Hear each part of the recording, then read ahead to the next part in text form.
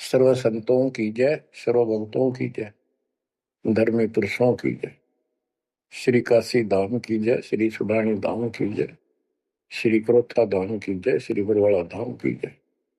सत साहिब परम पिता परमात्मा कबीर जी की सीम कृपा से बच्चों आपको सूक्ष्म वेद का ज्ञान प्राप्त है।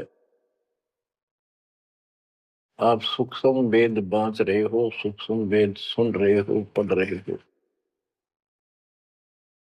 ऋग यजु है, श्याम अथर्व है, चारों वेद चतुर्भंगी रे। सूक्ष्म वेद बांच साहेब का, सोहंसा सतसंगी रे। सूक्ष्म वेद बांच साहेब का, सोहंसा सतसंगी रे। तीन लोक और भवन चतुर्दश, कोई नहीं सत्संगी। बच्चों ये बातें यदि आप पहले सुनते, आपको यह सब प्रमाण, ये संपूर्ण ज्ञान प्राप्त ना होता, तो आपका माथा ठनका हो, आपके मन में सौ दोष दास के प्रति आते कि ये पता नहीं क्या बकवास करता है, क्या किसी को भी ज्ञान नहीं। यही शंका आदरणीय धर्मदास साहिब जी की मन में आई थी संत जी के, कि भाई ये चंदा बाबा ऐसी बातें बता रहा है, तो कोई ना कोई हमारे हिंदू धर्म में भी इन बातों को जानने वाला उससे मिलेगा, क्योंकि शास्त्र हमारे। उसके बाद वो अपने गुरुजी के पास गया। गुरुजी तो रूपदास जी ने कह दिया, भाई मैं जितनी जानू था बेटा, मैंने तेरे से कुछ नहीं छुपाया। जिस तरह के प्रश्न आप कर रहे हो, इनका उत्तर मेरे पास नहीं है, और जिसने तुझे ये ज्ञान दिया है उसी के पास जा, उसी से समाधान पूछ। लेकिन धर्मदास के सामने यह बात खटक रही थी कि अनपढ़ आदमी, जिंदा बाबा, इसको ज्ञान कैसे हो गया ये? इसने भी तो किसी हमारे हिंदू से सुना होगा, और अवश्य कोई संत, मंडलेश्वर, कोई पीठाधीश इसका जानकार पाओगा। अब सब जगह जितने भी सुप्रसिद्ध या वैसे छोटे मोटे भी संत हिंदू धर्म के उस टाइम प्रवक्ता थे, सत्संग सुनाया करते थे, सबसे मिला और जाते ही 10-20 रुपए रख दे।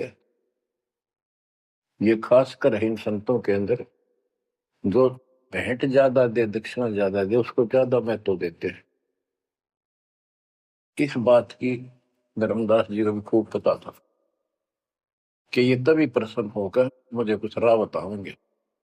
जाते 5-10 रुपए करे, क्योंकि उसमें 5-10 रुपए आज के 5 लाख के बराबर थे। वहां तो एक पैसा भारी होता था उस समय। सबसे प्रसन्न कर लिए, किसी के पास इस तरह बात नहीं थी। श्री कृष्ण विष्णु भगवान है, सारी सृष्टि के रचनहार है, इनके कोई माता पिता नहीं, ये आपो आप है, स्वर्ग से ऊपर कोई स्थान नहीं। आखिर में हार के, थक के और कति बुरी तरह रोए कि अब के बनाए। परमात्मा फिर भी उसको, जब वो धक्के खा के आ रहा था, एक अन्य हिंदू साधु के रूप में एक पेड़ के नीचे बैठ गया, नदी के किनारे। 5-7 भगत और बैठे थे उसके पास। जिज्ञासु वैसे ही बाबा भी चलता फिरता था। धर्मदास जी के रास्ता उसके साथ से था, उसने सोचा चल आगे चल। इसे मंडलेश्वरों के पास घूमया और साधु का रूप दाता ने बना रखा था।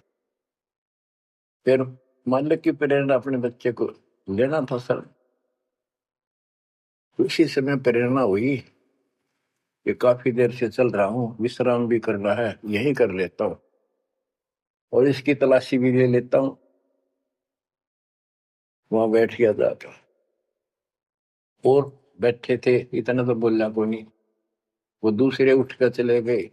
जब एकला रह गया, परमात्मा बोले, धर्मदास खोज लिया तत्व ज्ञान, मुझे बता दे कि मिला होता कितना। आंखें फटी की फटी रह गई, मालिक उसी समय उसी रूप में आ गए।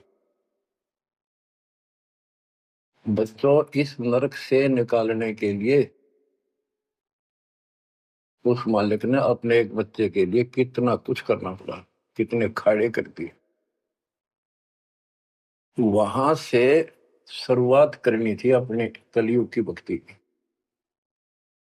और वो अच्छी आत्मा थे, भगवान के बच्चे थे, पूर्व जन्म के संस्कारी मालिक के थे। जैसे सम्मन था, सम्मन ने कितनी कुर्बानी दी थी, बेटा काट दिया मालिक के नाम पर। अब उसके लिए खाड़े करे थे परमात्मा ने, कहाँ कहाँ कैसे बंदी बने, कोड़े खाए, उसकी शेल बिस्तर बिछाए। किसी जन्म का ये धर्मदास जी भी ऐसे ही कुर्बान आत्मा था, लेकिन ये ठीक से टिके नहीं क्योंकि ज्ञान संपूर्ण नहीं था। इसलिए मालिक उसके लिए फिर वहां बैठ के जाकर धर्मदास जी परमात्मा के चरणों में गिर के अपनी ढीठता, अपने अविश्वास, अज्ञानता का बहुत पश्चाताप किया। हे मालिक, आप सत्य, आपका ज्ञान सत्य, आपका समाधान सत्य। परमात्मा बोले, ये प्रेरणा मैंने की थी तेरे अंदर। काल का बेटा बहुत लंबा जुगाड़ है, बहुत लंबा षड्यंत्र। पाया किसी के पास ये ज्ञान, हे महाराज, ज्ञान के वो तो गंध भरा, काम क्रोध सारा सड़ रहे हैं। तो बच्चों, अब आपको दास बताना चाहता है परमात्मा की महिमा और सूक्ष्म वेद वाला ज्ञान संत गरीबदास जी को प्राप्त हुआ परमेश्वर से। उनके सतगुरु और भगवान स्वयं कबीर साहब थे, जिनका गुरु भगवान और ज्ञान एक नंबर का। तो उस पर हमने विश्वास करना चाहिए, लेकिन विश्वास करने के लिए कुछ आधार होता है। हिंदू धर्म के लिए गीता और वेद, 18 पुराण, ये आधार है कि ये अध्यात्म के मूल ग्रंथ है। उन मूल ग्रंथों से आपको परमात्मा की वाणी सिद्ध कर दी। ऋग यजु है साम अथर्व, चारों वेद चित भंगी रे, सूक्ष्म वेद वाचे साहेब का, सोहन सा सतसंगी रे। तीन लोक और भवन चतुर्दश, कोई नहीं सत्संगी। क्यों? क्योंकि उनके पास ये तत्व ज्ञान नहीं। बच्चों, यजुर्वेद अध्याय 40 मंत्र 10 में यही कहा है, कोई तो भगवान को साकार कहता है, रामकृष्ण रूप में, अवतार रूप में आने वाला। अन्य कहते हैं वो कभी साकार होता ही नहीं, वो तो निराकार है। परमात्मा साकार है या निराकार है, किस स्थिति में आता है, वो कैसे लीला करता है, इसकी जानकारी तत्वदर्शी संतों से पूछो। गीता अध्याय 4 श्लोक 34 में और 32 में स्पष्ट भी कर दिया कि जो तत्व ज्ञान होता है परमात्मा अपने मुख कमल से आकर बोलता है। ऋग्वेद मंडल नंबर 9 सूक्त 94 और मंत्र नंबर 2 में कहा कि वो परमात्मा कवियों की तरह आचरण करता हुआ घूमता फिरता है। ऋग्वेद मंडल नंबर 9 सूक्त नंबर 95 के मंत्र नंबर 1 में परमात्मा भक्ति की प्रेरणा अपने मुख कमल से वाणी बोल के करता है और भक्ति के मूल मंत्रों का गूढ़ रहस्यों का ज्ञान वही बताता है। गीता अध्याय 4:34 में कहा कि उस तत्व ज्ञान को जो स्वयं मालिक बोलता है कवियों की तरह काव्यान चौपाइयों में श्लोकों में और शब्दों के माध्यम से वो तत्व ज्ञान है, उसको किसी तत्वदर्शी संत से पूछो। बच्चों, न वेदों में तत्व ज्ञान, गीता वेदों का सारांश है, उसी का छोटा रूप है। तो इनमें ज्ञान नहीं है, वो तत्वदर्शी संत से पूछो। वो तत्वदर्शी संत की पहचान श्रीमद् भगवत गीता अध्याय नंबर 15 श्लोक 1 में बता है कि ऊपर को मूल, ये तो मूल मालिक सारी सृष्टि का रचने वाला समझो संसार रूपी वृक्ष है जिसकी ऊपर को जड़ है और नीचे को 3 गुण रूपी शाखा है।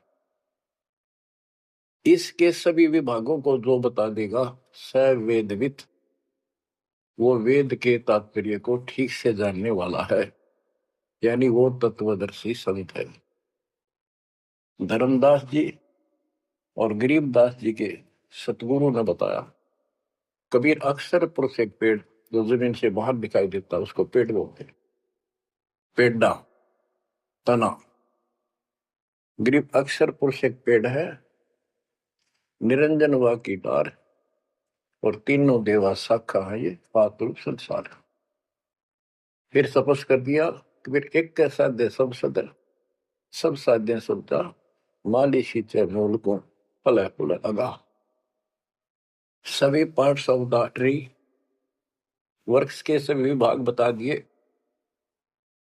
कि तना अक्षर पुरुष है, डार ये क्षर पुरुष है, क्षर पुरुष, और तीनों देव आराधना ब्रह्मा सत्पुरुष विष्णु गुण शिव जी रूपी शाखाएं और पात रूप संसार। तो बच्चों, फिर साथ में ये समाधान भी कर दिया कि एक का साध्य सब सदन, यानी मूल को पूजो, उसको इष्ट रूप में मानो, उसके बाद अपने अनुष्ठान करो, साधना करो। जो आपको प्रथम मंत्र दिया जाता है वो प्रथम और लास्ट वाले मंत्र को छोड़कर सारे इन्हीं शाखाओं वाले मंत्र है। और गीता अध्याय 3 श्लोक 10 से लेकर 15 तक यही स्पष्ट किया है कि शास्त्र अनुकूल धार्मिक अनुष्ठान यज्ञ करने से वो सही भक्ति मानी जाती है। इन यज्ञों के द्वारा इन देवताओं को बढ़ाओ, ये यज्ञ से बड़े हुए देवता तुम्हें बिना मांगे ही सब कुछ देते रहेंगे। और उस परम अक्षर पूर्ण परमात्मा को इष्ट रूप में प्रतिष्ठित करके फिर सारे धार्मिक अनुष्ठान करो। कहते हैं सब प्राणियों की उत्पत्ति अन्न से होती है, अन्न वर्षा से होता है। वर्षा शास्त्र विहित, शास्त्र में प्रमाणित धर्म कर्म यज्ञ करने से होती है। और कर्म लगाए ब्रह्म ने, क्योंकि सबके लोक माए तक काम करके खाना पड़ा, सतलोक में कोई काम नहीं था, बैठा सब परी मिला था। जैसे आप सतलोक आश्रमों में जाते हो, आपको सारा बना बनाया मिल रहा है, हर खाओ और भक्ति करो, सत्संग सुनो और आ जाओ। फिर बताया है कि सब प्राणियों की उत्पत्ति अन्न से होती है, अन्न वर्षा से होता है। वर्षा शास्त्र विहित, शास्त्रों के अनुसार किए गए अनुष्ठानों से होती है, यज्ञ से होती है। और यज्ञ शास्त्र अनुकूल कर्मों से होती है। कर्म लगाए ब्रह्म ने, ब्रह्म की उत्पत्ति हुई अक्षर पुरुष से। और अक्षर पुरुष यानी अक्षर का अर्थ यहाँ पर अविनाशी है। और जहां पर प्रकरण होता है एक से अधिक, अक्षर का अर्थ ही अविनाशी होता है, लेकिन सरपुरुष अक्षर पुरुष। सरपुरुष ब्रह्म है, ये काल है 21 ब्रह्मांड का स्वामी। अक्षर पुरुष 7वें ब्रह्मांड का स्वामी। और फिर परम अक्षर ब्रह्म क्यों कहा? परम अक्षर पुरुष कि वो सब का मालिक वो है। तो इस प्रकार इस आध्यात्मिक ज्ञान को समझना है और उस परम अक्षर ब्रह्म को योगों में प्रतिष्ठित करके सारे अनुष्ठान करने चाहिए, तब सफलता हो। कबीर साहब ने बताया, कबीर एक कैसा दे सब सदे, सब साध्य सबका माली सींचे मोल को बुलागा। पुण्यात्माओं, इससे सिद्ध हो गया कि किसी के पास भी वेदों से हटकर ज्ञान नहीं था, वेदों में वो ज्ञान है ही नहीं जिसकी हमें जरूरत थी। इसलिए क्या रहा, अब इसके ऊपर चलेगा सत्संग शेष। संत गरीबदास जी की अमर वाणी, अथ कथनी बिना करनी का होगा। इसमें से कुछ वाणी सुनाएगा दास। जैसे आपको बताया गया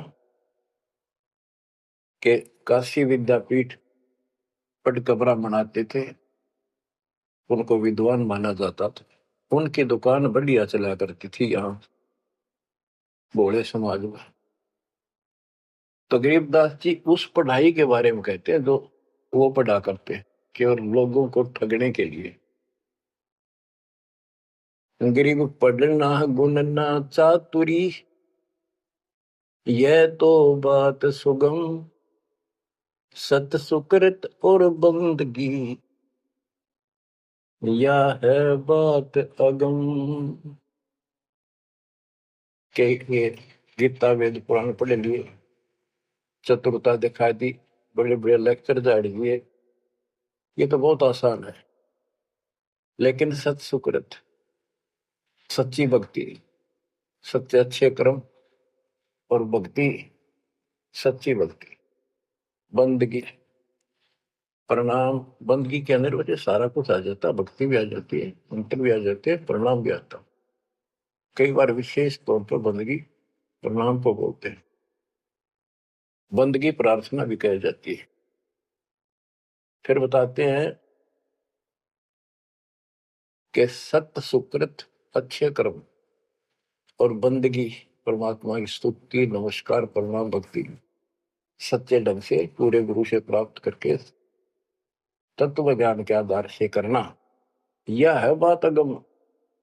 ये ऊंची बात है, आगे की है, बहुत सबसे आगे की, सबसे श्रेष्ठ।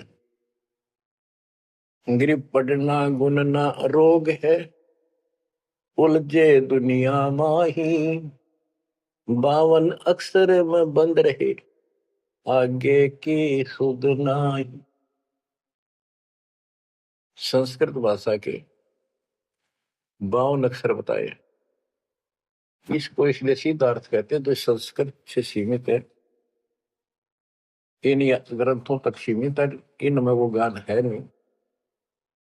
ये उलझे दुनिया में, ये 184 के चक्कर में रह गए।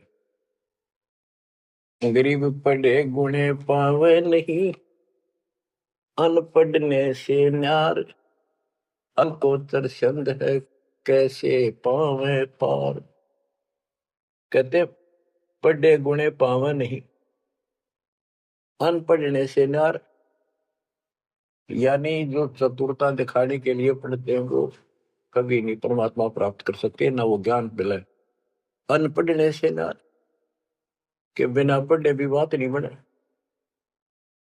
अब जैसे आप अक्षर ज्ञान प्राप्त कर रहे हो, आप भले अपनी रोजी रोटी के लिए कर रहे हो, लेकिन अब इस पढ़ने से आपको अपने मूल ग्रंथ समझ में आ जाएंगे। ये सूक्ष्म वेद है, इसके अंदर जो गूढ़ रहस्य है वो अन्य वेदों से भी उत्तम और गहरे हैं। इसमें कह दिया पढ़े गुणे पावे नहीं, यह पढ़ाई है वो तो मूर्ख बनाने की। अनपढ़ने से नार, जो नहीं पढ़े वो भी दूर रहेंगे। हमारे को अक्षर ज्ञान नहीं था, इसलिए हम इन चतुर लोगों की बातों में फंसे रहे। गरीब वेद कथें चित चूक है, मन में मान मरोड़, कहने मात्र के तो पंडिता, ये होते ली के डोर। कि इन वेदों के पढ़ने मात्र से कुछ भी हासिल नहीं होना, क्योंकि वो ज्ञान है ही नहीं जी। अपने को जरूरत है मोक्ष प्राप्त हो, और वो ज्ञान मालिक प्रत्येक युग में आकर बोलते हैं, पर कदर नहीं बनी। गरीब वेद कथे चूक है, मन में मान मरोड़, अहंकार, और कहने मात्र के तो पंडित है, ये वो तेली के ढोल के 84 लाख योनियों में जाएंगे। अब जैसे एक बहुत ही अच्छा उदाहरण दिया संत गरीबदास जी ने, बच्चों ये गाना बजाना समय के अनुसार शब्द भी सुनाए जाते हैं, और ये कड़वी गोली भी खिलाई जाएगी, तब ये रोग कटेगा। सारा ट्रीटमेंट कंप्लीट करना पड़ता है। अब ध्यान से सुना, पुराने समय में तिलों से तेल निकाला जाता था। वो व्यक्ति जो काम ये करते थे उनको तेली बोलते थे। वो एक कोल्लू लगाते थे। वो कोल्लू एक मशीन होती है जिसमें 3-4 गिरारी सी होती, मोटी मोटी भारी भारी, और उसके ऊपर एक ऐसा पात्र लगा होता है जिसमें नीचे सुराख होता है, और उसमें सरसों डाल दी, तिल डाल दिए, वो धीरे धीरे नीचे जाता रहता। कोल्लू चलता है एक लंबा लकड़, कम से कम भी 15-20 फुट लंबा। उस कोल्लू को चलाने के लिए एक लंबा लकड़ फंसा के, और उस लकड़ को पाट बोल लो, लाठ पाट, उसको बैल से चलाया जाता था। और वो बैल उस लकड़ की जितनी लंबाई होती है उसके में ही सर्कल में घूमना होता था उसको। वो सर्कल होता था, उसके एक सर्कल में घूमता था, सेम कति फिक्स्ड होता था उसका डायमीटर। उसी परिधि में वो बैल घूमता रहता था, और उधर से कोल्लू चलने से तेल निकलता।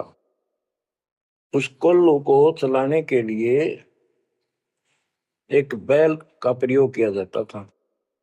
वो उस लकड़ लंबे लठ 15-20 फुट 25 फुट लंबे लठ के एंड पे लास्ट में एक कुंडा डाल कर उसमें रस्सा बांध कर, और उस बैल के दोनों तरफ कंधे से बांध दिए जाते थे रस्से, और उसको चलाया जाता था। तब वो कोल्लू घूमता था, और उसमें डाले हुए सरसों या तिल, उनका तेल निकलकर बाहर आता था। वो तेली कहलाता था, और उसको खींचने वाला तेली का बैल का है।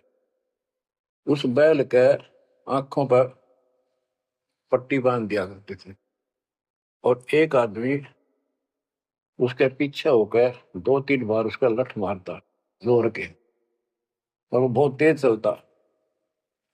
तो फिर उसको ये भय हो जाता कि लठ तेरे पीछे पीछे है। वो अपने आप स्पीड में रहता था, और इस तरह वो कोल्लू सारा दिन चलता था। बीच में थोड़ी बहुत देर पानी पिला दिया, चारा खिला दिया, फिर जोड़ दिया जाता। तो उसका केवल सीमित दायरा था, उससे 12 कदम भी नहीं जा सकता था वो। अब इसके ऊपर ये कुछ वाणियां आपको समझाने के लिए बताना पड़ा। इतना गजब का ज्ञान दिया इसने, 100 का 100 सत्य है। गरीब वेद कथे चित चूक है, मन में मान मरोड़, कहने मात्र के तो पिंडता, ये हो तेली के डो। ये अगले जन्म में तेली के बैल बनेंगे। एक तो गान ये दिया है कि वो साधना ठीक नहीं करते तो शुद्ध नहीं हो जाएगा। फिर पीछे तू पशुआ की जय गद्दा बैल बनाई, ये 56 भोग कहाँ मन भोरे, कहीं कुरड़ी चरने जाई। इस वाणी का तो ये अर्थ है। अब इसके ऊपर आगे देखो, गरीब आंख बंद है दिखे नहीं, चल मारो मार, तेली के तो बैल को घर ही कोस हजार। के आंख बांध दी बैल की, और उधरता चालो मारो बार वो स्पीड पे चलता रहता। उस तेली के बैल को उस सर्कल के अंदर ही सारा दिन एक महीने में 50,000 कोस एक महीने में तय कर देता, यानी एक कोस 3 किलोमीटर, यानी 1.5 लाख किलोमीटर वो एक महीने में पूरे कर देता। उसमें चल चल के इतना सफर तय कर लेता, रहता वही ठेकान, एक कदम उससे बाहर नहीं जाता। बच्चों ये स्पिरिचुअल लेक्चर है या आध्यात्मिक घंटी दे रहा हूं आपकी स्कूल की। इसको ऐसे समझाने से आपके अंतःकरण में योगदान रचेगा। एक क्या होता था पहले, जैसे फसल होती थी गेहूं चने, इनको अलग करने के लिए भूस से एक गाटा जोड़ा जाता था, गाटा। उसके बीच में एक लठ गाड़ के मोटा था, उसका रस्सा बांध के फिर 5 7 10 पशु, जिसमें भैंस गाय काटड़ा काटड़ी ऐसे शरीर में बांध दिए जाते थे, और बीच में लठ गाड़ दिया, उसके चारों तरफ वो भूस डाल देते थे, चने या गेहूं। क्योंकि दास ने देखा है, हम किसान के गर्जनों था, इसलिए 90% बच्चे किसान वालों को पता नहीं, जो शहर में रहते हैं, वो भूसे कैसे निकलता था, जिसकी ये वाणी जिस बारे बोली है। अब तो मशीनों से निकल जाता, कट कट कट कट 6 घंटे में। पहले महीना महीना लगे रहा करते। दास का जन्म ऐसे समय में दिया दाता ने जब वो 5505 निकट आ रहा था, और वो पिछला प्रोसेस सारा पता है जो एक वाणी में बोला गया है। दास को समझने में आसानी रही, आपको समझाने में आसानी होगी। तो उसको हम तो गाटा बोला करते, गाटा जोड़ रखे। वो सारे पशु एक लाइन में चलते रहते, चारों तरफ घूमते, जैसे तेली का बैल घुमा करता। ये उस फसल को काटने के लिए उनके पैरों के नीचे वो फसल कट जाती, छोटा छोटा तूड़ा भूस बन जाता। फिर उससे गेहूं चने अलग कर लेते और भूस अलग हो जाता। उसको गट्टा बोला करे। और पलवल साइड इधर फरीदाबाद साइड में उसको धाए बोलते थे, धाए। धाए यानी पशुओं का एक समूह, एक से एक गले का रस्सा बांध दिया जाता था। वो बाहर नहीं जा सकते, अंदर आ नहीं सकते, क्योंकि एक दूसरे को धक्का नहीं दे सकते। वो एक लाइन में चलते थे चारों तरफ सर्कल में। अब इसको इन अज्ञानी गुरुओं के ऊपर सेट किया है दाता संत गरीबदास जी ने इस वाणी को। गरीब दाएं जुड़ी अज्ञान की, गह घाटा ठोर, एक पेड़ चाले नहीं, काट बड़ी बड़ी खोर। कि जैसे वो पशुओं के द्वारा धाए जोड़ के घुमाई जाती है और वहीं घूम रहे होते, उससे अलग एक कदम नहीं जा सकते। तो जितने भी ये संत हैं, इन्होंने अपने अपने चेले बांध रखे, अपने अज्ञान वाले लटके। गुरु बनकर बैठ गया और उसको पशु बांध रखे, पशु पुत्र। वो इस जन्म मरण के चक्कर में यही गाटा गा रहे हैं, यही दाएं चल रही है उनकी। एक पेड़ चाले नहीं, और कड है बड़ी बड़ी खोर। खोर मैंने बड़े बड़े कदम रखे, तेजी से चलना, पाथे डंडे लगे होंगे। तो ये सारे जितने भी चेले हैं, उनके जितने गुरु हैं, उनके जितने शिष्य हैं, उनको तो धाए बताई ये गाटा, और इस जन्म मरण के चक्कर को एक ये सर्कल बताया कि इसी में ये घूम रहे हैं। एक कदम इस तरह बाहर नहीं जा पाए। जाना सतलोक है। जैसे किसी ने सफर करना है तो कदम जितने रखेगा मंजिल की ओर होते हैं, ठीक रास्ते पर। और ये वहीं बांध रखे स्वार्थवश जिसने पशुओं को, वो तो उस सर्कल में घूम सके, उस तो बाहर जा ही नहीं सकता। गरीब दाएं जुड़ी अज्ञान की, गह घाटा ठोरे, एक पेड़ चाले नहीं, काट बड़ी बड़ी खोर। गरीबदास जी ने कहा है, कोई है रे परले पार का, जो भेद कहे झनकार का,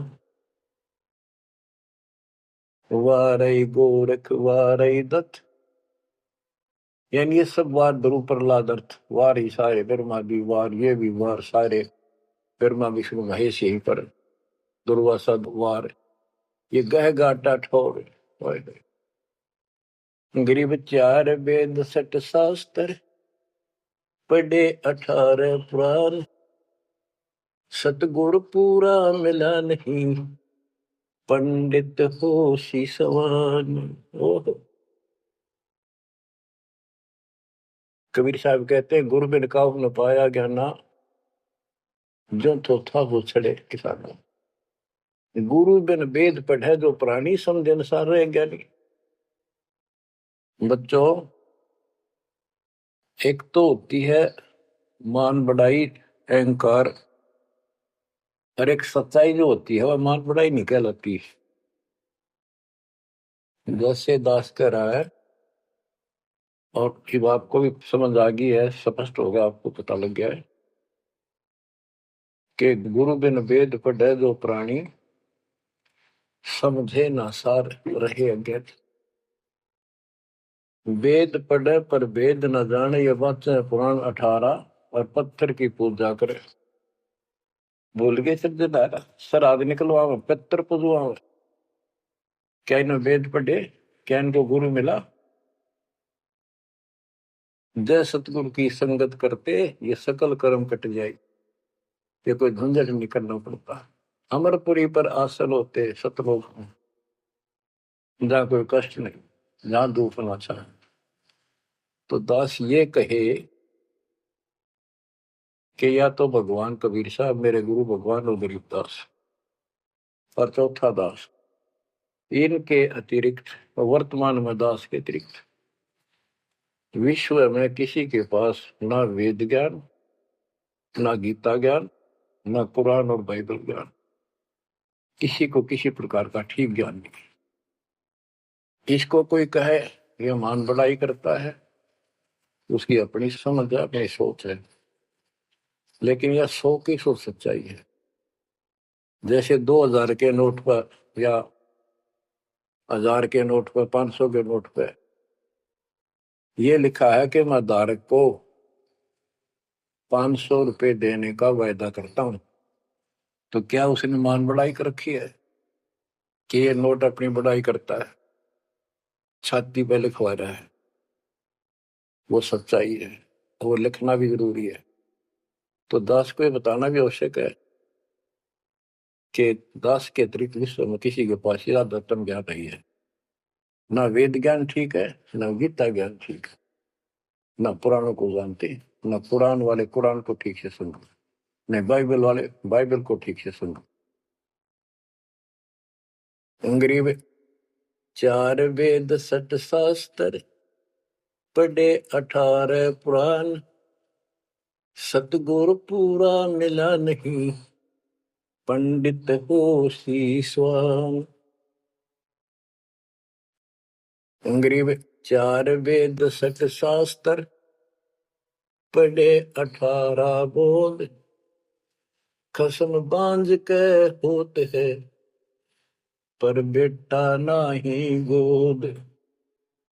एक अजब गजब उदाहरण दिया है कि इन 4 वेद और 18 पुराणों को पढ़ने से तो ऐसी दशा है, ये दिखे पंडित गुरु शिष्य दोनों हैं, गुरु भी हैं, उनके शिष्यों की कमी नहीं, लेकिन बांध स्त्री का संतान नहीं होती, उसका पति भी होता है। इसी प्रकार इनके गुरु भी है, ये शिष्य भी है, इनमें भक्ति रूपी लाल बनेगा नहीं। बच्चों, एक एक बात कहीं नहीं सकता, लाख टके की है, अरब टके की। गरीब भावे 100 करोड़ गीता पढ़ो, 100 करोड़ भागवत, बिना सतनाम व्यर्थ है, बचे काल न मौत।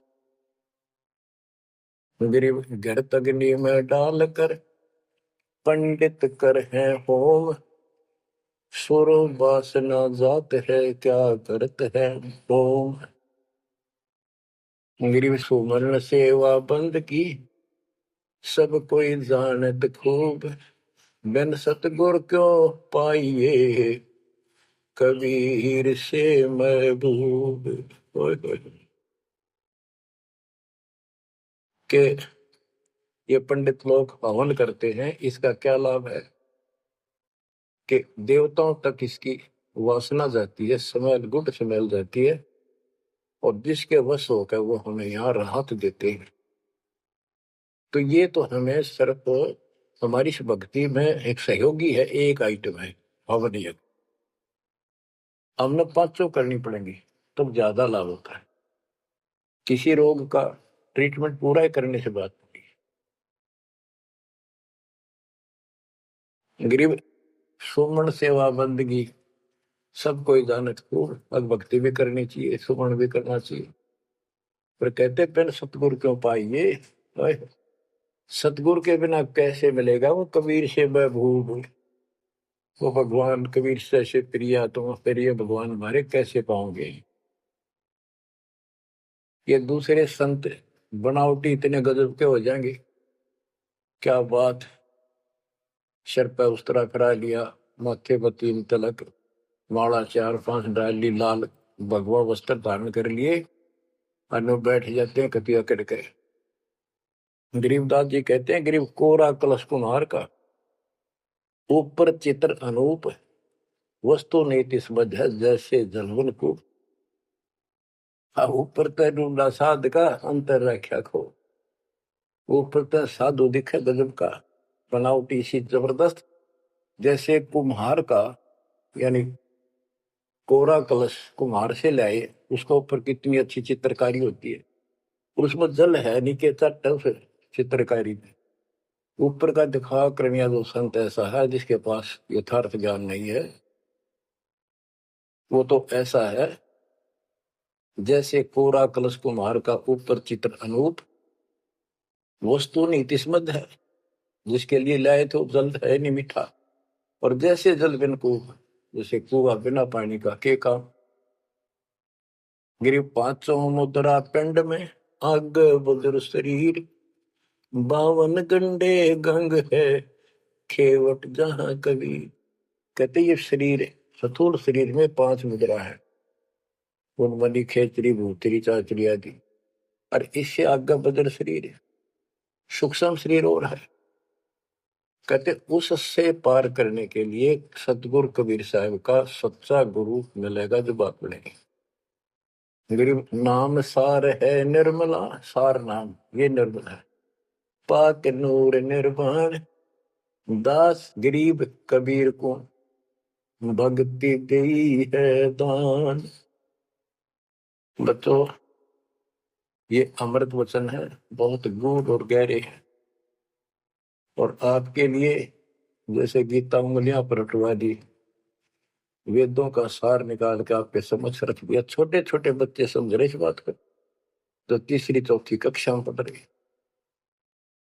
और जो इन काशी विद्यापीठ में पढ़ने वालों के आज तक समझ नहीं आई। तो who is Guru, who is सतगुरु, और हु इज गॉड, ये आप अच्छी तरह समझ चुके हो बच्चों। परमात्मा आपको इतना दृढ़ कर दे जैसे सम्मन की और सेऊ थे, आप इतने दृढ़ हो जाओ, गरीब महिमा की जय संत की,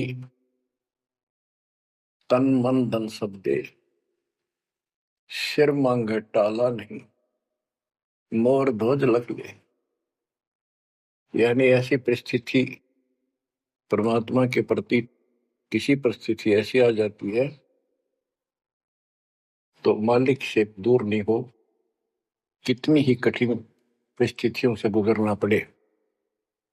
आज हम थोड़े से कष्ट को देखकर भगवान से दूर हो गए, फिर अगले जन्म में क्या होगा। फिर पीछे तू पशुआ की जय, गद्दा बैल बनाई, ये 56 भोग कहाँ मन भोरे, कहीं कुरड़ी चरने जाई। आज कोई ना कोई बहाना काल कर देगा, सत्संग से उठने का आलस कर देगा, कोई काम अड़ा देगा, या वैसे आत्मा किसी पाप के कारण रोगी हो जाती है तो अरुचि बन जाती है सत्संग सुनने में या सुमरण करने में, दान की इच्छा समाप्त होती चली जाती है, सेवा में रुचि नहीं रहती। तो उस समय के लिए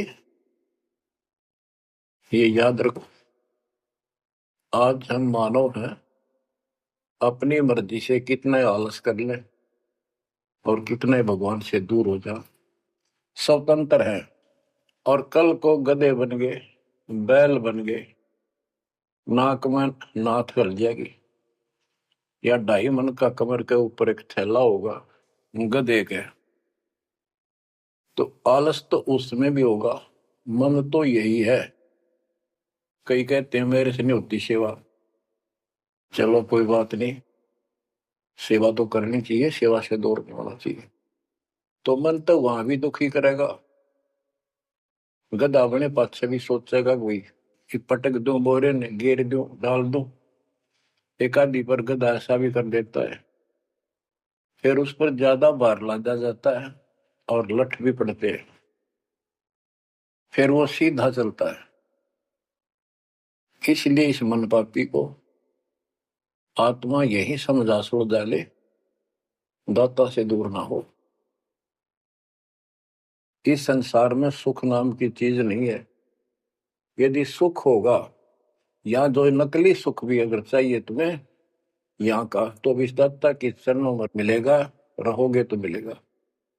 इससे दूर होकर कुछ दिन जो ये समय आप भक्ति कर चुके हो, सच्ची मर्यादा में रह गए, वो आपकी बैटरी सी चार्ज होगी जैसे इन्वर्टर की हो जाती है, और फिर चार्जर हट गया, वो बैटरी फिर भी काम करती रहेगी और ऐसा लगेगा कि बिल्कुल सब कुछ ठीक ठाक है, कोई फर्क नहीं पड़ा, चार्जर भी हटा दिया। जब तक वो संग रह सकती है, एनर्जी है बैटरी में, वो काम पूरा करेगी। जब वो एनर्जी खत्म हो जाएगी, आगे संग्रह हो नहीं रही, तो एकदम ही वो सब सुविधा बंद हो जाएगी, पंखा भी बंद, बल्ब भी बंद, और भी कार्य कर रहे होंगे, कंप्यूटर भी बंद, फिर बहुत देर हो चुकी होगी। इसलिए इन सब बातों को ध्यान रखो, याद रखो। मुश्किल से दाव लगा 7.5 अरब आबादी में से आप ये थोड़ी सी आत्मा परमात्मा की शरण प्राप्त कर पाए हो, तो बच्चों परमात्मा आपको मोक्ष दे, अपने चरणों में रखे, आपकी तरफ बढ़े, कुर्बान हो जाओ, सत्संग सुना करो ढंग से। देख परमात्मा ने कहां से कृपा कर रखी है, आंख खोल लो ना, जो फूक निकली और कोई नहीं पूछेगा, धक्के खाते करो कि कुत्ते को देखोगे।